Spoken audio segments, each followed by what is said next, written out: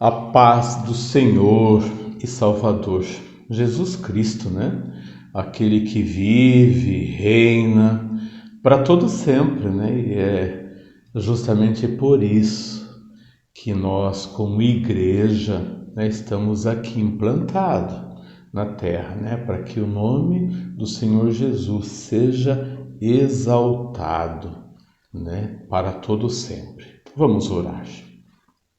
Ó Deus eterno e maravilhoso, quão grande, Senhor, quão grande é a responsabilidade que o Senhor nos concede para que vivamos de maneira íntegra, responsável, compromissada contigo, Senhor, sabendo que o nosso viver não é para nós mesmos, mas é para Ti, Senhor. E muitas vezes nós deixamos passar, Senhor, essa responsabilidade e passamos a achar, ó Deus, que nós temos que viver somente para os nossos interesses pessoais.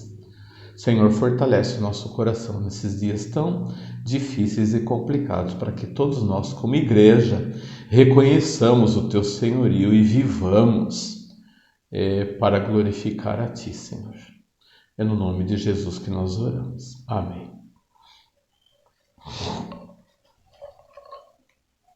Vamos, né, rapidamente ir para o texto. O texto que nós vamos estar falando hoje vai na carta de Gálatas, o primeiro capítulo inteirinho, mas eu vou ler só um versículo, que é o versículo oitavo, né? E durante a exposição nós estaremos tratando, né, de todo o contexto desse capítulo 1 de Gálatas. Então, Gálatas, capítulo 1, versículo 8, que diz: Mas ainda que nós, ou mesmo um anjo vindo do céu vos pregue evangelho que vá além do que vos temos pregado, seja anátema. Repetindo, mas ainda que nós, ou mesmo um anjo vindo do céu vos pregue evangelho que vá além do que vos temos pregado, seja anátema. E nós vamos falar, né, nessa manhã, uma manhã tão linda e gostosa que o Senhor nos concedeu, sobre o evangelho autêntico, né? Paulo estava muito preocupado em relação a isso, né? E não só ele, quanto os outros apóstolos também, a preocupação intensa do que a igreja estava vivendo, se ela estava vivendo aquilo tudo que eles estavam ensinando, ou já estavam, né, adquirindo algumas formas ou fórmulas, né, feitas por homens dentro da igreja. Eles já estavam, né, nessa transição, eles já estavam tendo dificuldade, né, com algumas coisas. E pasmem que boa parte dessa preocupação de Paulo estava justamente dos crentes que tinham vindo da religião judaica. Eles tinham mais interferência até do que aqueles que vieram, né, dos gentios para o cristianismo, né? Esses também trouxeram algumas coisas de lá, né, que estavam enraizadas. Mas a religião judaica era muito forte, né? Haja visto que o próprio apóstolo Paulo, antes da sua conversão como Saulo, ele foi alguém que não tinha entendido também, né? E ele queria, de todas as formas, calar, né, a boca dos cristãos, achando que aquilo era uma ameaça, que aquilo não tinha nada a ver com Deus. Então ele fazia todo o que esforço para que esse pessoal, né, os cristãos, fossem por de vez extintos, né, aniquilados aí. E uma das maiores dificuldades que o povo cristão tem ainda hoje. É por isso que essa lição ela é espetacular para tentar abrir os nossos olhos sobre aquilo que nós colocamos, né, na nossa vivência como cristão, se ela está arraigada nas Escrituras ou ainda tem alguma prática de tradição e de costumes, e isso está tão forte ainda nas nossas igrejas, porque as pessoas não conseguem entender que Jesus Cristo, Ele modela tudo, né? E a gente fica tentando inventar fórmulas para agradar, né, Deus, até com obras. A obras, ela faz parte, sim, da fé, mas não para salvação, né? É algo que Deus já coloca no coração do cristão para ele fazer depois que ele foi alcançado pela graça de Jesus, né? Mas a obra, ela não tem, nunca deve ter a intenção de fazer com que isso nos leve, né, até Deus. Ela é uma consequência, vamos colocar assim, né? Aquele que tem fé, Tiago trabalha muito essa questão. Aquele que tem, Jesus fala que tem Jesus, né? Mas ele não exercita, então logo a sua fé é morta, né? Então, para que a gente possa entender, né? A obra, ela não faz parte para a salvação, mas parte da salvação, né? Daquele que foi alcançado, ele tem estímulo para fazer, né, as coisas que Deus manda, né? Mas ela não tem como objetivo alcançar a salvação. E isso, eles estavam muito arraigados, né, com a tradição judaica. Então eles queriam impor, na verdade, os cristãos mais novos que fizessem aquilo que eles sempre fizeram lá quando eles estavam no judaísmo, né? Você não pode fazer isso. Colocavam um peso lá e falavam assim, mas espera aí, não existe, né, justificação humana, né, perante Deus. É Deus quem faz isso, ele já justificou, né, um caminhar mais leve. E é interessante que esse mesmo grupo que quer, né, pesar, né, leis, tradições, são aqueles que, na verdade, né, o que transparece, vive uma vida mais para o lado do pecado que a santificação. Se preocupa menos com a santificação e se preocupa mais com tradição. É o que deveria ser o contrário. Se você foi alcançado pela graça de Cristo, Ele vai nos modelando, não é isso? Para que a gente se torne cada vez mais parecidos com Jesus. E quando a gente só executa as tradições humanas, a gente nunca vai entender e a gente coloca barreiras terríveis na nossa caminhada como cristão, como também para aqueles que estão iniciando na caminhada cristã, um peso também que não leva a nada, né? Jesus, uma vez, ele retrata isso. Vocês colocam cargas pesadas sobre os ombros das pessoas que nem vocês carregam. Vocês querem que as pessoas façam isso, mas vocês mesmos não fazem, vocês são hipócritas. Porque a gente sempre pensa que a gente fez ou está fazendo direito, né? E a gente está tão cego e olhando se as pessoas preocupadas, se as pessoas estão fazendo aquilo, que a gente esquece de perceber se a gente está fazendo aquilo, né? Então nós temos uma tendência muito grande em observar, né, a caminhada dos outros, mas da maneira que a gente pensa que deve ser e não da maneira que Deus quer que seja. E é justamente aí que entra Paulo, né, para a igreja de Galácia, né, aos Gálatas, fala, olha, né, tome cuidado, né, com todas essas tradições E ele faz, né? Na verdade, ele tem duas passagens lá, pessoal, né? Segunda e terceira, viagem missionária de Paulo, né? Ele passa por Galácia, porque ele estava muito preocupado, né? Com as igrejas, como elas estavam, qual era a postura delas, né? Como eles estavam se colocando. E para que não começassem a pegar um desvio, para que lá na frente acontecesse um desvio completo, né? E hoje a gente percebe, né, que na compreensão de igreja as pessoas se desviaram muito, né? A gente está mais preocupado, né, de como ocorre o culto, por exemplo. As pessoas são muito religiosas, né? Eles estão se preocupados constantemente com o culto, mas com a forma do culto, né? Como vai ser, mas não como agrada a Deus. Você deve se preocupar também com o culto, sim, mas ela não é a única coisa da sua vida.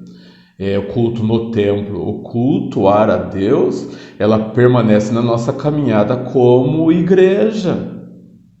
Não só quando nós estamos lá. E mesmo quando nós estamos lá, a preocupação maior é de um culto que agrade a todos. Mas o culto não é culto de adoração a Deus, tem que agradar a quem o culto? Não é a Deus? Por que o culto tem que ser para agradar as pessoas? Eu acho que ela tem que ser acessível para o entendimento das pessoas, né? Aí eu me posiciono a favor. Mas um culto que agrada as pessoas é uma ideia errada, né, do que é cristianismo. A gente tem que pensar por isso. E nós ficamos, principalmente nós como liderança, né, nós ficamos muito preocupados. Será que está agradando? Um acha que é certo isso, o outro acha que não é. E a gente fica num embate, num dilema que nem a gente sabe direito. E quando Jesus fala que os verdadeiros adoradores é o que adoram o Espírito e em verdade, né? Então essa deve ser a preocupação constante em nós. E a pergunta que nós fazemos, qual é o evangelho em que cremos? Qual é o evangelho em que cremos? É sempre necessária a convicção da nossa fé. A insegurança, instabilidade espiritual são males que minam os fundamentos doutrinários, conduzindo a desvios e caminhos tortuosos. Olha só, insegurança e instabilidade espiritual. Então aí já começa, né, o grande desvio. Se a gente não tem segurança naquilo que nós pensamos ou sabemos de Deus, e nós somos sempre instáveis, né, levado aqui e lá, o que é, o que não é, vai justamente minar, né, os fundamentos. E as pessoas sempre caem em redes e armadilhas aí nessa caminhada. Porque basta aparecer que tenha um diálogo mais convincente acerca das doutrinas, as pessoas vão tudo atrás deles, sem pedir, né, orientação de Deus, e estão aí, né, pulando a todo momento de uma outra doutrina e nunca chegam a lugar algum. E nós vemos aqui, né, algumas coisas importantes, né, sobre o escritor, né, e os leitores também. A Galácia era uma província da Ásia, olha só. Foi visitada 2 vezes pelo apóstolo Paulo na segunda viagem missionária. Está lá em Atos 16:6. E na terceira, Atos 18:23. Embora não tenhamos registros dos detalhes, a Galácia foi evangelizada por Paulo. Então, Paulo tinha o porquê, né, fazer algumas orientações, né, para aquele povo, já que tinha sido pessoas que tinham sido evangelizadas por ele. Essa é a preocupação, né, deve ser a preocupação sempre, né, do missionário, daquele que evangeliza, saber se os seus discípulos estão agindo conforme ele ensinou, né, como pai ali, né? Está sempre nessa preocupação. Mas olha só, faltava, eles eram cristãos, religiosos, mas faltava para eles, para a igreja de Galácia, a firmeza doutrinária necessária para não serem influenciados pelos judaizantes.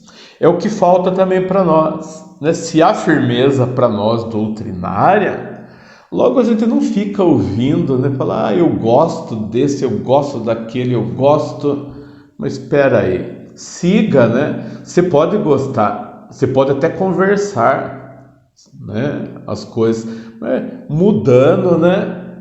Não fala, não, eu já entendo que eu já tenho, né, a graça de Jesus, eu estou servindo nessa igreja, quero ser aqui uma bênção, e as pessoas acabam sendo influenciadas por outras pessoas, né, de outras religiões, seitas, que têm assim uma pontinha, né, de escritura, mas ela não está pautada na escritura. Então o fato de citar um versículo bíblico não leva ninguém a ser um cristão, hein?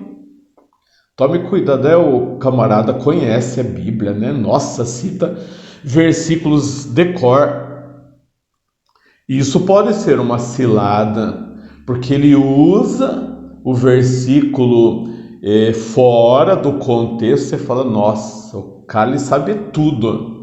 Só que daí no diálogo ele vai pervertendo as escrituras a seu bel prazer e leva as pessoas distantes. Eu acho aí tem uma artimanha, né? É muito grande do nosso adversário, né? As pessoas, nossa, que bênção que é o fulano, nossa, ele cita. A gente nunca conhece as pessoas completamente. O que está por trás, né? Está por trás da figura ali, né? De um suposto conhecedor da palavra de Deus. Pode ter ali intenções terríveis e diabólicas, né? Como estava acontecendo ali. Pervertendo, levava a achar que era aquilo, estava desviando do caminho, é fato isso. Faz com que as pessoas pensam que é verdadeiro uma coisa que não é verdadeira. E isso está muito forte em muitas igrejas, né? Não só do nosso país, mas do mundo também. Então a gente tem que estar preocupado com esse tipo de coisa, tem que estar lá, igual o povo de Bereia, né? Atento sempre, e principalmente a voz do Espírito, porque ele quem tira as dúvidas, né? Sempre do nosso coração. Agora Paulo, ele passa a dizer quem na verdade os trouxe, né? Ele diz assim: apóstolo não da parte de homens, nem por intermédio de homem algum, mas por Jesus Cristo e por Deus e Pai, que ressuscitou dentre os mortos. Não da parte de homens, porque ele tinha em mente que ele não representava nenhuma instituição humana, nem apresentava, né, a favor de nenhuma escola de filosofia humana, nem por intermédio de homem algum, porque não havia, né, recebido uma comissão, a mensagem por intermédio de instruções de pessoas, mas ele diz, por Jesus Cristo e por Deus Pai que ressuscitou. Foi pura vocação, né? A mensagem que ele transmitia tinha uma origem divina. E logo a ressurreição, né, ele deixa em várias cartas isso. A ressurreição era o testemunho de Deus quanto à influência da obra do Senhor Jesus, levada a efeito no Calvário. Então ele colocava sempre tudo isso, né, na mente. Quando ele fala, eu já escutei algumas interpretações que fala, nosso Paulo aqui parece que ele está até arrogante, né? Mas não é essa a ideia, né? Pode ser que naquele momento ainda ele estava novo, né? Estava se achando, mas eu não acho que essa é a questão. Eu acho que ele queria colocar justamente a ideia para as pessoas que o que ele vinha, o que era realmente fato, é que aquilo vinha de Deus. Ele não estava muito preocupado de que escola, né? Se ele tinha sido um dos caminhantes, né, junto ali com Jesus, enquanto Jesus estava vivo. Ele só sabia que Deus chamou ele tinha que fazer. Eu acho que a interpretação mais certa desse texto vai aí, né, nessa linha. Ele tinha consciência que era por Jesus e era para Jesus a sua vida. Vai saudando em seguida, né, os irmãos ali, os leitores. Ele usa dois termos, né? Primeiro ele coloca graça, porque os homens só podem ter paz diante de Deus mediante a sua infinita graça, né? Graça no Senhor Jesus, através do Senhor Jesus. Deus é tremendo, queridos. Deus é tremendo, né? E quer que a gente, assim como Paulo, né, fez, e outros apóstolos também na caminhada cristã, nós possamos entender que é somente pela graça de Jesus é que nós somos salvos, e é justamente pela graça do Senhor Jesus é que nós devemos caminhar a nossa vida, né? Sempre lá, desejosos, né, a todo instante de servir, honrar ao nosso Deus de todo o nosso coração, né? E não se preocupar muito com o que as pessoas acham, né, daquilo que você está falando. Mas você tem que ter certeza se é do Senhor Jesus, né? Aquele que dá a paz, a firmeza para a sua caminhada aqui, né, na terra. Segundo ponto, ele vê, né, observa essa insegurança dos crentes gálatas, insegurança, e ele passa aqui, né, ele enaltece primeiro o Evangelho da Graça, no versículo 4 e 5, daí passa a condenação do Evangelho das Obras. Percebe que lá já tinha, né, essa maneira de pensar, né, de caminhada, que olha, se eu fizer... E isso vem de algumas práticas, né, religiosas, pagãs, que tem que fazer, né? Oferece, mas oferece algo material, né, para os deuses, para alcançar a graça dos deuses. Com Deus não é assim, porque nada que você pegue você vai colocar, né, igual as oferendas, né, que até hoje se fazem aos deuses aí, e apresentar um prato de comida, colocam água, até aguinha, né, e outras coisas mais lá. Deus, ele não precisa disso, né? Ele quer o coração do ser humano. Ele quer ver o ser humano saindo da vida de pecado, vivendo uma vida de santificação. Logo, as obras que nós fazemos, a gente faz com a intenção. Percebe que a intenção está por trás de todas as coisas? Nós precisamos fazer projeto tal, para agradar a Deus? Eu acho que um ponto sim, mas é porque Deus comissionou a gente, e não, a gente falou da salvação, lembra?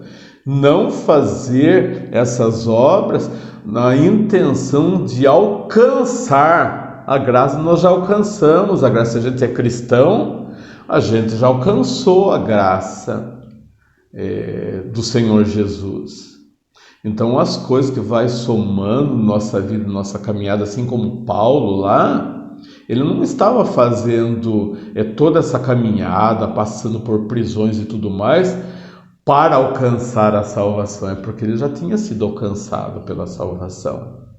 Então ele queria que todo mundo soubesse disso também em suas pregações.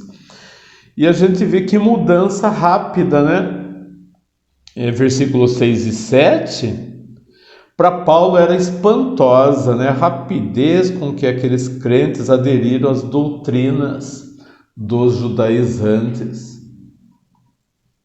Eu acho que essa mesma noção que ele teve lá, ele fica perplexo, né? Nossa, mas eu acabei de ensinar, já estamos fazendo errado. É o que acontece nas igrejas, nas nossas igrejas hoje. Você fala alguma coisa no domingo, as pessoas algumas já saem dali entendendo errado, e outras na segunda, terça-feira já estão fazendo diferente. Então o coração do ser humano é algo muito complexo, né? É muito complexo. Aprende o certo, mas se discute o certo para voltar a fazer no que ela acha que tem que ser feita. Oh, querido, né? Oh, querida. A palavra de Deus não tem desvio, né? A gente tem que orar, né? Vamos aqui sintonizar. Foi falado, né, para que a gente sempre obedeça a palavra de Deus, e essa, né, a palavra verdadeira de Deus. Porque logo em seguida as pessoas esquecem, já muda, ele fala aqui para outro evangelho, né? É mesmo que passar por evangelho nenhum. Evangelho, veja que significa boas novas. Boas novas é aquilo que vem direto de Deus. O que for diferente, né? O que vier de homens, o que vier da nossa mente, não tem sentido nenhum, evangelho nenhum. Não é boas novas. Boas novas é aquilo que vem de novo para a nossa vida, para mudar e transformar a nossa vida. Então a gente não tem que ficar, né, embatendo nisso. E ele usa até a expressão maldição, anátema, né? Maldição. Trocar a verdade pela mentira ele usa, né? E é muito forte na expressão. Olha só, mesmo que venha um anjo, né? Mesmo que venha um anjo, é óbvio que não ia vir um anjo. De repente um anjo aí, né? Do demônio, né? Porque Deus ele já deixou a igreja para fazer isso. Ele não ia mandar um anjo para falar uma palavra que era contra a palavra verdadeira. Mas ele usa isso como força até de expressão, né? Mesmo que seja, olha, toma cuidado, que vá além daquilo que eu ensinei para vocês, seja considerado maldito, anátema, amaldiçoado. Então ele tinha uma responsabilidade, uma consciência daquilo que é certo. Aí está a ideia do verdadeiro servo de Deus. Ele ter a convicção de que Deus está dando, ensinando para ele todas as coisas. E ele não tem que desviar. Por isso a gente tem que tomar cuidado, né, com o que a gente fala. E pedir sempre a direção de Deus para que a gente não fique falando um monte de bobagem, né, abobrinha, para as pessoas, seguindo, né, interesses pessoais. E como é difícil saber isso se você, irmão ou irmã, se você não andar alinhado com Deus, Você não vai perceber isso. Ou se você estiver muito na sua vontade, você não vai acreditar na verdade também que está sendo falado. Então, vem um verdadeiro servo de Deus, fala uma coisa, você não vai com a cara dele, então você não acredita. Agora, quando vier um outro que está falando coisa errada, mas você vai com a cara dele, né? Porque ele é engraçado, né? Amigão. Daí você vai correndo atrás daquelas inverdades que não foi feita e estruturada por Deus. Tomem cuidado, tomemos cuidado para que a gente não seja de forma alguma pessoas que levem, né, sejam levados a acreditar naquilo que não é de Deus. Ponto 2. O servo credenciado a pregar o evangelho. O servo credenciado a pregar o evangelho. Quem é o homem que o Senhor credencia para pregar o evangelho? Com base no presente relato de Paulo, chegamos às seguintes conclusões. Não procuro agradar a homens. Ele falando aqui, né? Não procuro agradar a homens. Gálatas 1, 10 e 12. Ele censura, né, os Gálatas. Vocês são inconstantes, atentos a falsos pregadores, a heresias, né, e pegando tudo isso para si. Ele defende aqui também a acusação de que procurava popularidade. Alguns achavam que essas recomendações, ele queria se aparecer, né, diante dos judeus, e não era essa a intenção dele, né, de querer mostrar para as pessoas que ele era o grande Paulo, né? Não, ele estava preocupado nas verdades de Jesus, nas verdades do Mestre. Simplesmente isso. Não era ideia dele se aparecer. Versículo 10, né? De uma forma direta. Ele queria agradar a Cristo. E quem agrada a homens não agrada a Cristo. Olha só, vou repetir: quem agrada a homens não agrada a Cristo. É uma das coisas que a gente não pensa, né? É uma das maiores preocupações constantes, né, de quem é líder da igreja, é de ser popular, né? Será que as pessoas gostam de mim? Será que a minha mensagem está sendo agradável? A gente tem que tomar cuidado com isso. Se a palavra está sendo muito agradável, tem um fundo material, carnal aí. Porque a palavra, ela vem para afetar mesmo, para mostrar para nós: opa, não tinha pensado nisso ainda. Que nem a feridinha, né? Tá lá, a pessoa para limpar ela, às vezes tem que abrir mais ela para tirar toda a infecção, né, daquela ferida e colocar o remedinho lá. E às vezes a nossa preocupação é que assim, você não mexeu com as pessoas, eu estou sossegado, né, como líder, né, como pastor. Estou tranquilo, né? Não vou sair de lá daquela igreja, a igreja vai me conservar como pastor da igreja, e fica um monte de pessoas imaturas espiritualmente, que não sabem pensar por si mesmo. Só vai no domingo lá para engolir, né, a comida, e durante a semana ela não exercita, né, aquilo que aprendeu, não coloca em prática, não vai mais atrás de aprendizados. Porque a pessoa não sabe manejar a palavra de Deus. Então, a preocupação nossa, assim como a de Paulo, não é para agradar, para agradar as pessoas, é para agradar a Cristo. Agradar a Cristo e não as pessoas. E lealdade, isso, lealdade ao sofrimento de Cristo, tudo aquilo que Cristo passou por nós. A gente tem que ser leal a Jesus e não querer ser popular nesse mundo. Nós andamos na contramão sempre. Olha só, se ele pretendesse a popularidade, certamente não haveria de devotar-se a Cristo.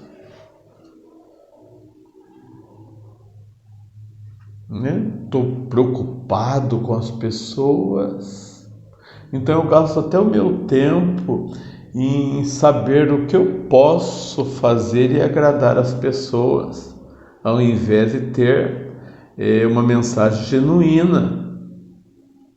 Eu estou falando de púlpito aqui, eu estou falando do que acontece durante a semana, que eu vou visitar o meu irmão, que eu vou mandar mensagem para o meu irmão, que eu vou orar pelo meu irmão. Isso não é para agradar ele, é para afirmar, para firmar a vida da pessoa em Jesus, para mostrar para ele que ele está plantado junto ao corpo de Cristo.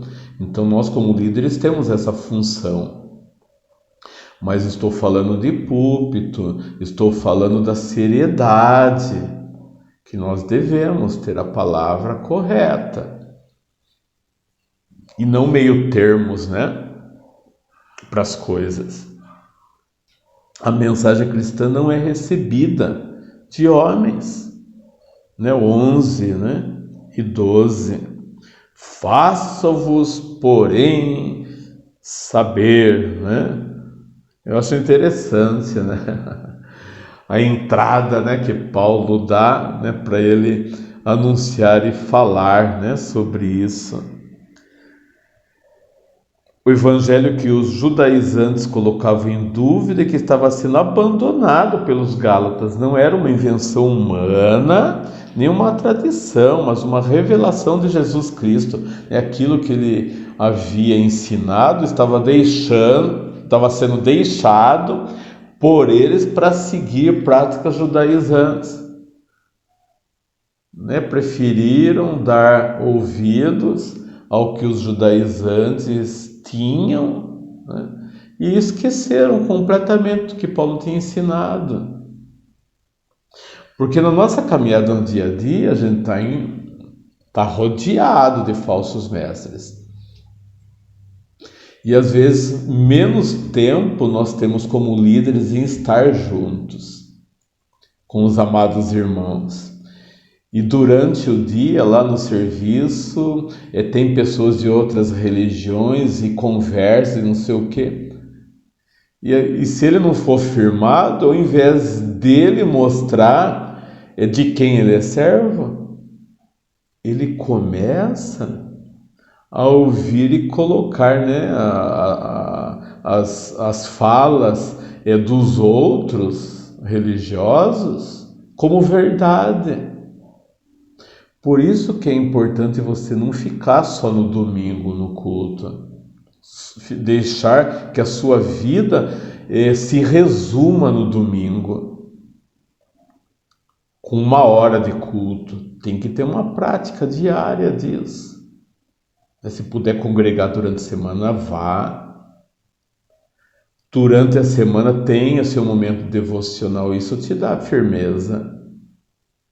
Porque senão você não tem nem resposta para dar. Você falou, esse papo aí, meu filho, não tem base nas escrituras que eu conheço, não.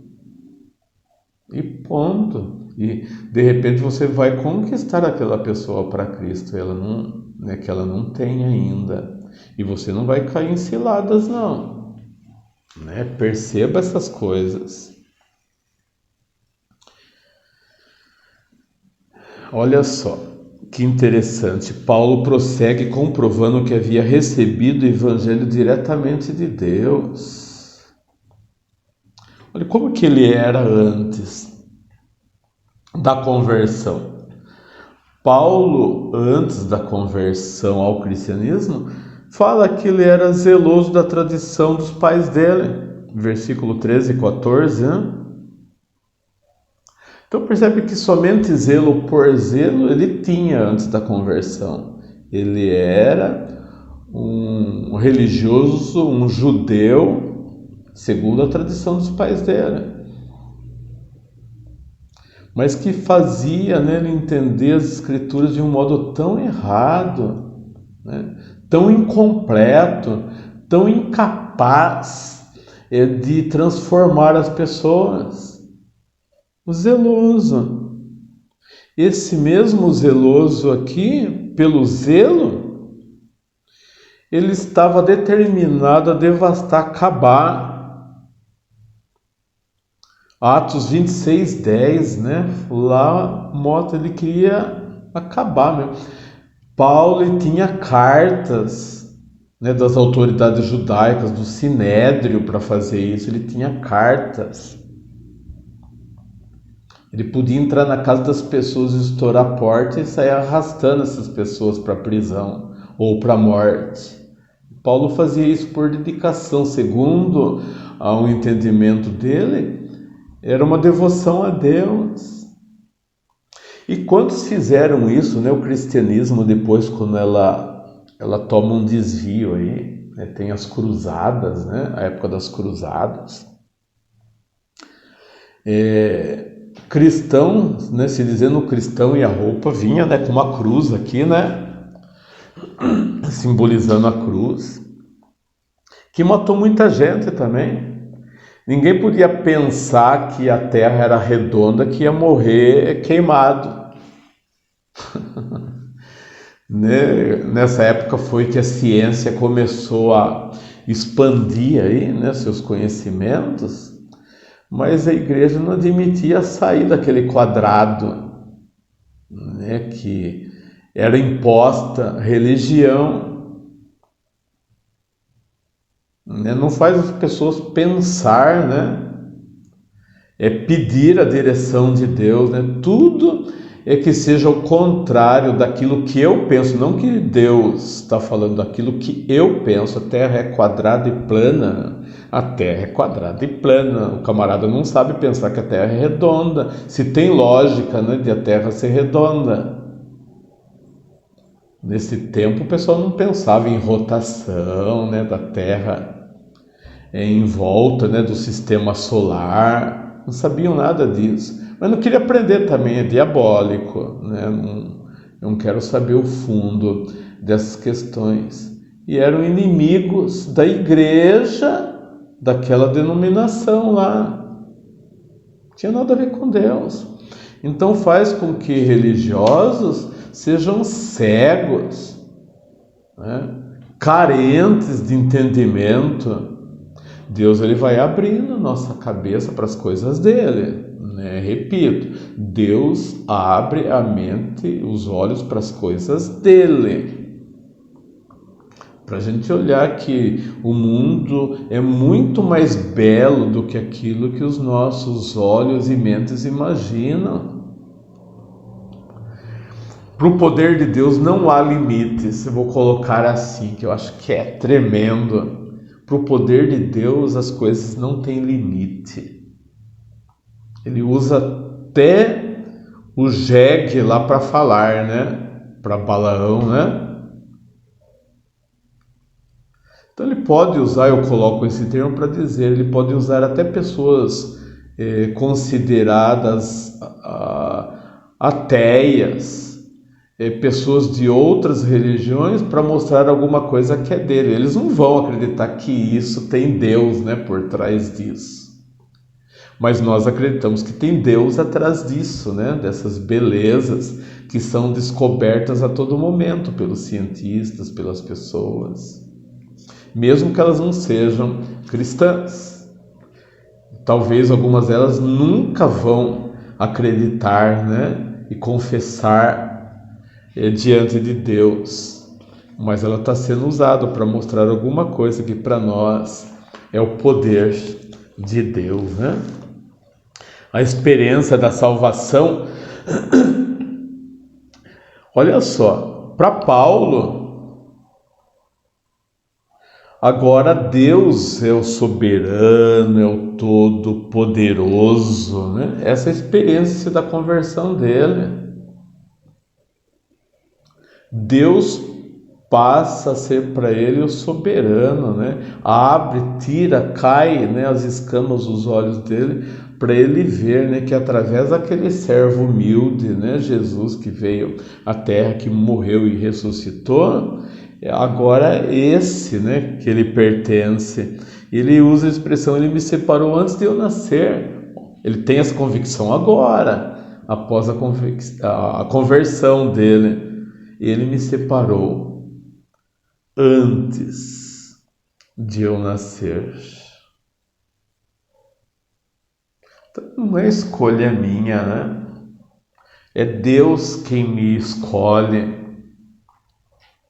e me traz até Ele, né? Lembra da conversão dele, né? Tá lá, mais uma vez, cavalo, né? Vamos ver quantos cristãos nós vamos pegar hoje, né? Ele é alcançado naquele caminho, né? Não chega no destino dele. Deus marca ali um novo destino para o apóstolo Paulo, que importava mais agora sofrer por causa do evangelho. E ele reconhece que esse chamado vem pela graça maravilhosa do Senhor Jesus. Aprove revelar seu Filho em mim, para que eu pregasse entre os gentios. Aprove a Deus revelar seu Filho em mim. Isso é tremendo, né? Esse reconhecimento, olha só que maravilha que Deus fez, né? Ele me chamou, olhou para mim, né? Mesmo eu sendo essa pessoa que... Como que Deus é grandioso, né? Pega justamente aquele que estava perseguindo ali os cristãos para ser agora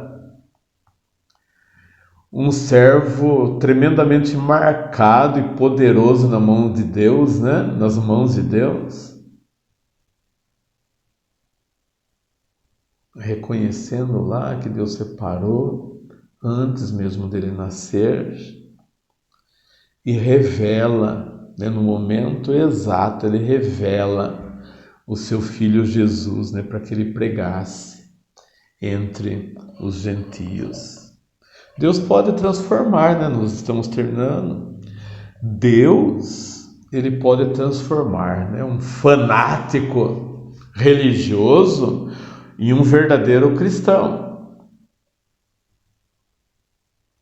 Hoje acho que nem fanatismo tem muito, né? Tem as pessoas que todo momento tá lá, né, arraigadas em alguns modelos, né, do que ele acha que é certo e não está fechado para mudanças,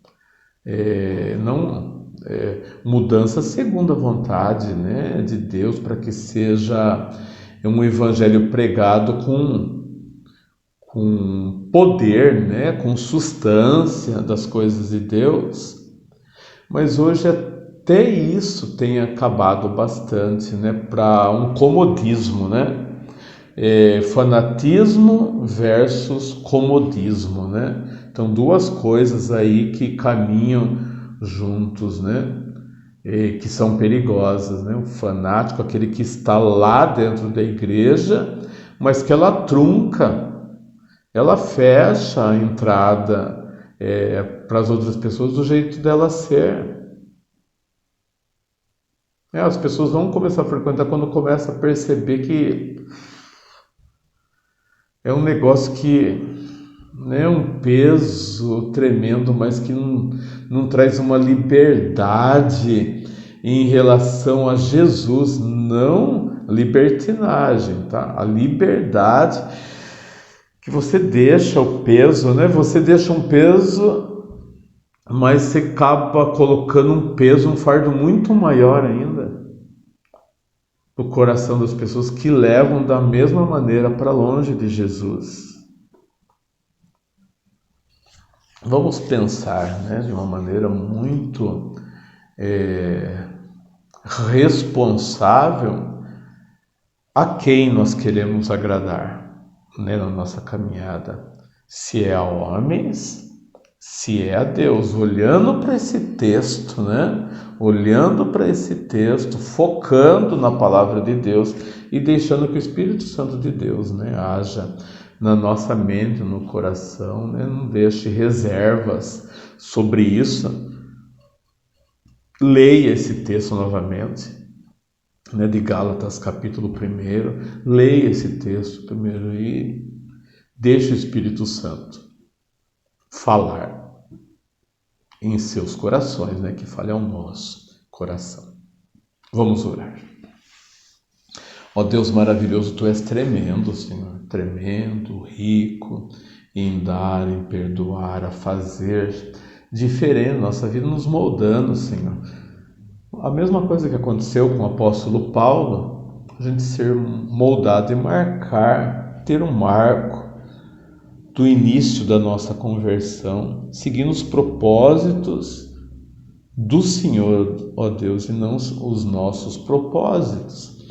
Isso que nós mais precisamos ter, isso dá para nós coragem, ousadia e vontade de estar falando às pessoas todo momento da graça maravilhosa.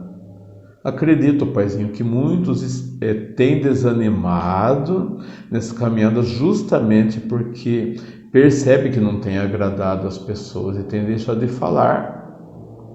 Se é isso de fato que está acontecendo, que todos tenham, Deus, a certeza que está fazendo para Ti, para que nunca possa desanimar, Senhor. Estar preparado para tudo, estar preparado para falar a quem precisar, mas preparados também para morrer no nome de Jesus, ó Deus. Isso que mais nós queremos, o Teu povo, isso que nós queremos de nós também, Senhor.